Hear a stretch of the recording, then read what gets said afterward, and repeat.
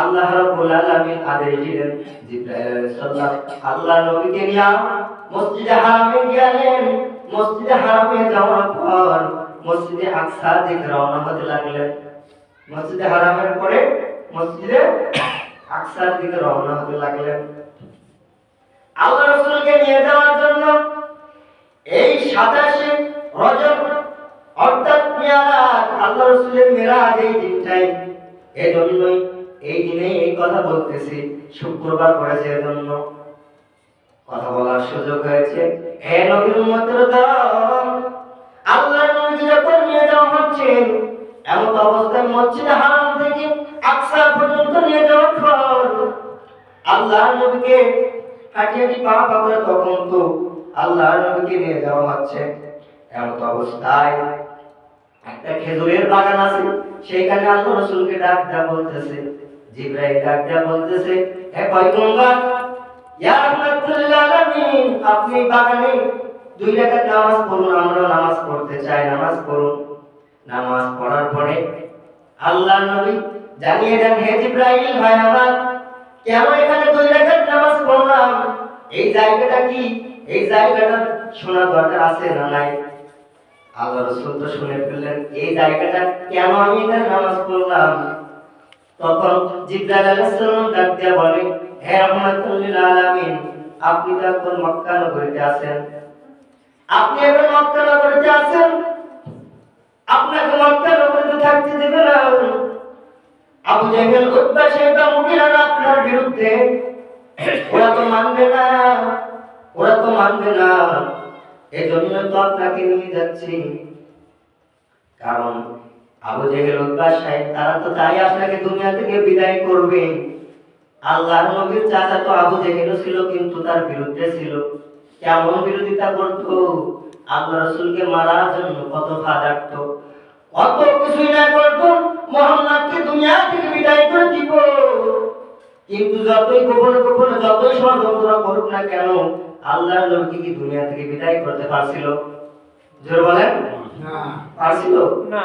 পারবে? কখনো পারতো? তাহলে উত্তম পরিকল্পনাকারী তো আল্লাহ। আল্লাহ করে জানিয়ে দেন, ওয়া মাকারু ওয়া মাকার আল্লাহ আল্লাহু খায়রুল মাকিরিন। যতই ষড়যন্ত্র করো না কেন, আমি রব্বে কারীম তো উত্তম পরিকল্পনাকারী। যতই গোপনে গোপনে ষড়যন্ত্র করো না কেন, আমি রব্বে কারীম তো সব দেখি। যতই গোপনে গোপনে ষড়যন্ত্র করো না কেন, আল্লাহর নবী মুহাম্মদ যখন মারার জন্য প্রস্তুতি নিলেন, আবু জেহেল বলতেছে যে দুনিয়া থেকে বিদায় করতে হবে। কিভাবে বিদায় করবে? ফাদার তো কত বড়কার, কিন্তু কোনো বালি হচ্ছে না। জাদুবিদ্যা কার কই আছে? জাদুবিদ্যা দিয়ে যদি মারা যায়, সব কাফের বেঈমানদেরকে এক জায়গায় করা হলো। এ বলো তো মুহাম্মদকে কিভাবে দুনিয়া থেকে বিদায় করা যায়? এ তো ইসলাম প্রসার করতেছে, একে দুনিয়া থেকে বিদায় করতে হবে। আমার ভাতিজা হয়েছে, তাই কি হয়েছে, মুহাম্মদকে দুনিয়া থেকে বিদায় করব। বলো তো কি কি জাদু আছে, কি বুদ্ধি আছে তোমাদের? একটা কাফের ডাক দেয়া বলতেছে, এক ইহুদি উঠে ডাক দেয়া বলতেছে, হে লিডার, আমি বলতে চাই ওই অমুক জায়গায় ইয়ামান শহর, ইয়ামান দেশে একটা জাদুবিদ্যাকার আছে, তিনি ভালোই জাদু করতে পারে। সে নাকি মানুষের জাদু করে দুনিয়া থেকে বিদায় করতে পারে, এমন জাদুবিদ্যাকার ছিল। আবু জাহেল এই কথা শুনতে দেরি, সৈন্য নিয়ে তার বাড়ি রওনা হতে দেরি হলেন না। তার বাড়ি তার সৈন্য নিয়ে হাঁটি হাঁটি পা পা করে রওনা দিলেন। জিমাদের বাড়ি গিয়ে ডাক দেয়া বলতেছে, কে তুমি বাড়ি আছো না? কে জিমাদ? হে জিমাদ, তুমি বাড়ি আছো নাকি? তখন ওই জিমাদ ডাক দেয়া বলতেছে, কে? আবু জেহেল ডাক দেয়া বলতেছে, আমি মক্কার লিডার আবু জেহেল। কি বলতে চাও আবু জেহেল? তখন আবু জেহেল ডাক দেয়া বলতেছে, মক্কা নগরীতে একটা পাগল বাইর হয়েছে, ওই পাগলকে দুনিয়া থেকে বিদায় করতে হবে, তুমি পারবা নি? তখন ওই জিমান ডাক দিয়া বলে, হে আবু জেহেল, যতগুলো জাদুবিদ্যা করেছি, যত জাদুবিদ্যা দিয়েছি, সব লোক তো দুনিয়া থেকে বিদায় নিয়ে চলে গেছে। মুহাম্মদ দুনিয়া থেকে বিদায় নিয়ে চলে যাবে, তুমি টেনশন করিও না, চিন্তা করিও না, দুঃখ করিও না। আবু জেহেল একটা বার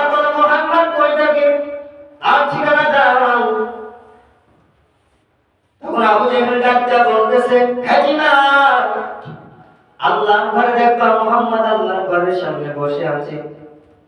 জিমার ডাক দিয়া বলতেছে, হে আবু জেহেল, আমি তো মুহাম্মদকে দুনিয়া থেকে বিদায় করে দিব, তুমি আমারে কি দিবা, বিদায় করে দিতে পারলে? তখন আবু জেহেল ডাক দিয়া বলতেছে, হে জিমাত, তুমি যা চাইবা তাই পাইবা।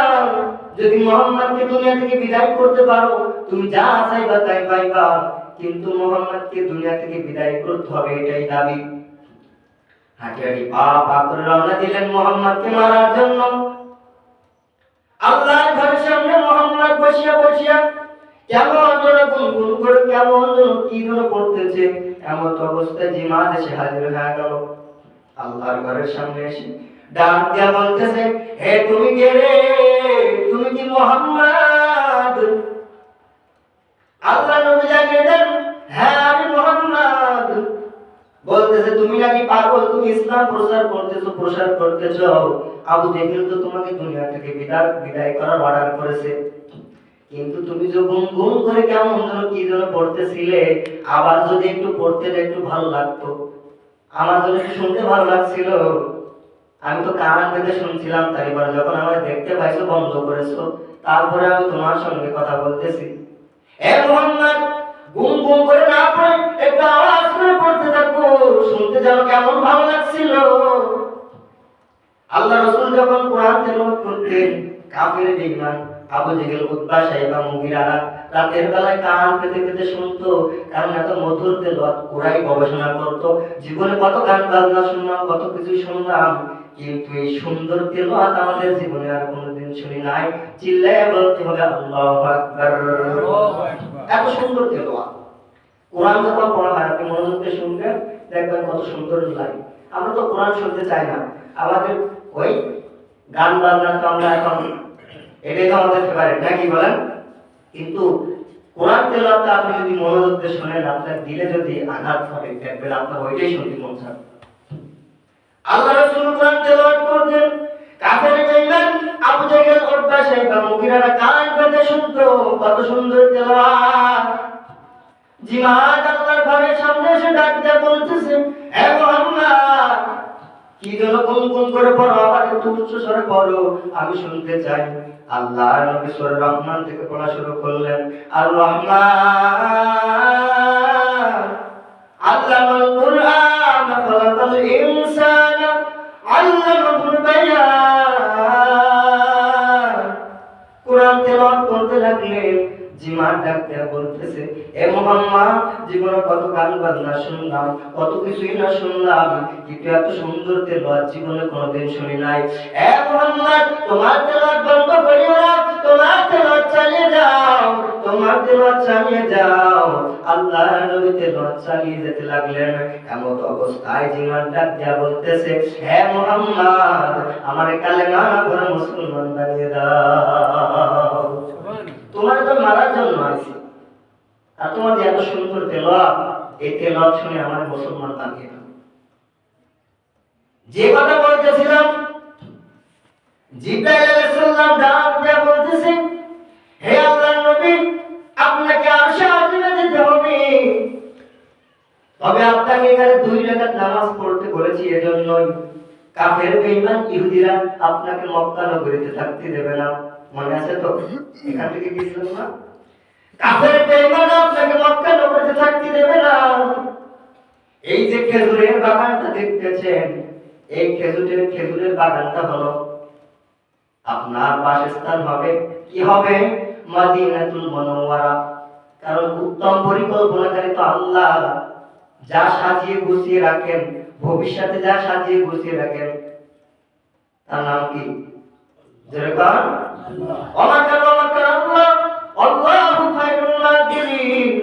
উত্তম পরিকল্পনাকারী তো তিনি। আল্লাহ রাব্বুল আলামিন ডাক দিয়া বলতেছে, হে জিবরাইল, আমার বন্ধুকে দ্রুত আনো, দ্রুত আনো। জিবরাইল আলাইহিস সালাম ডাক দিয়া বলতেছে, এটা হলো মদিনাতুল মুনাওয়ারা হবে। এমন অবস্থায় আল্লাহর নবীকে আরশে আজিমে নেওয়া হলো। আরশে আজিমে নেওয়ার পরে আল্লাহ রাব্বুল আলামিন ডাক দিয়া বলতেছে, আল্লাহর এই নিয়ারা, এই যে 27 রজব, এই রাতটাই আল্লাহ রাসূলকে নিয়ে যাওয়া হয়েছিল রাতে। আল্লাহ রাসূলকে নিয়ে বুক থেকে পর্যন্ত, বুক থেকে নাভি পর্যন্ত, এখান থেকে ফাঁক করা হলো, চিরা হলো, বোঝেন তো এটা? ফাঁক করা হলো, হৃদপিণ্ডকে বাইর করা হলো। আল্লাহ রাসূলকে হৃদপিণ্ডকে বাইর করে একটা স্বর্ণের পেয়ালায় খাওয়া হলো। স্বর্ণের পেয়ালায় খেয়ে আল্লাহ অর্ডার করলেন, এই হৃদপিণ্ডকে পবিত্র পানি, জমজম পানি দিয়া সুন্দর করিয়া ধৌত করে দাও। এই হৃদপিণ্ডকে সুন্দর করে ধৌত করে দাও। আল্লাহ রাসূলের হৃদপিণ্ডকে সুন্দর করে ধৌত করে দিয়ে আল্লাহ রাসূলের হৃদপিণ্ড আবার ভেতরে ঢুকাইয়া আল্লাহ রাসূলকে স্বাভাবিক অবস্থায় রাখতে লাগলেন। এজন্য এক সাহাবা ডাক দেয়া বলতেছে, আল্লাহ রাসূলের এক খাদেম ছিলেন, 10 বছর খাদেম ছিলেন। ওই খাদেম দেখতে আল্লাহ রাসূলের কেমন যেন বুক থেকে নাভি পর্যন্ত একটু চেরা। একদিন ওই সাহাবা ডাক দেয়া বলতেছে, ইয়া রাসূলুল্লাহ, হাবিবাল্লাহ, আপনার বুক থেকে নাভি পর্যন্ত দেখতেছি তো চেরা, এটা কিসের জায়গা? আমি একটু শুনতে চাই, বুঝতে চাই। ইয়া রাসূলুল্লাহ, হাবিবাল্লাহ, একটু কি বলবেন? তখন আল্লাহ রাসূল ডাক দেয়া বলতেছিলেন, 3 থেকে 4 বার আমার মনে হয় এটা এরকম চেরা। হার্ট সার্জারি বলে নাই? বলে নাই আপনাকে? হার্ট সার্জারি নাকি এখান থেকে কাটে এরকম? এটাই। আল্লাহ রাসূলের সাহাবাকে বললেন, হে সাহাবা, আল্লাহ রাব্বুল আলামিন আমার হৃদপিণ্ডকে জমজম পানি দিয়ে ধুয়েছিলেন, আর 2-3 বার আমার হৃদপিণ্ডকে এরকম ভাবে পরিষ্কার করেছিলেন। এই 87 রজব শবে মেরাজ এই দিনটাই, এজন্যই এই দিনটা শুক্রবার পড়েছে, কথা বলার সুযোগ হয়েছে। সম্মানিত ভাইরা আমার, এই দিনটা এমন একটা গুরুত্বপূর্ণ দিন, যে কথা শুরু থেকেই বললাম। আপনি আমি রোজা রাখতে পারবো, ইবাদত করতে পারবো। রাত জেগে যদি আপনি ইবাদত করতে পারি, আপনি ইবাদত করতে পারি, তাহলে উদউনি আস্তাজিব লাকুম, আল্লাহ রাব্বুল আলামিন আপনার আমার দোয়া করতে কবুল করতে দেরি করবেন না। এই যে আল্লাহ রাসূলের জমজম পানি দিয়ে ধৌত করলেন, জমজম পানি বলেন তো, এমন একটা ইম্পর্টেন্ট, এমন একটা গুরুত্বপূর্ণ, এমন একটা পবিত্র পানি। এই পানি যদি এক গ্লাস হাতে পানি নিয়ে দাঁড়িয়ে পান করতে হয় না বসে পান করতে হয়? বলেন তো, জমজম পানি দাঁড়িয়ে পান করতে হয় না বসে পান করতে হয়? হ্যাঁ, সবাই বলেন, দাঁড়িয়ে না বসে?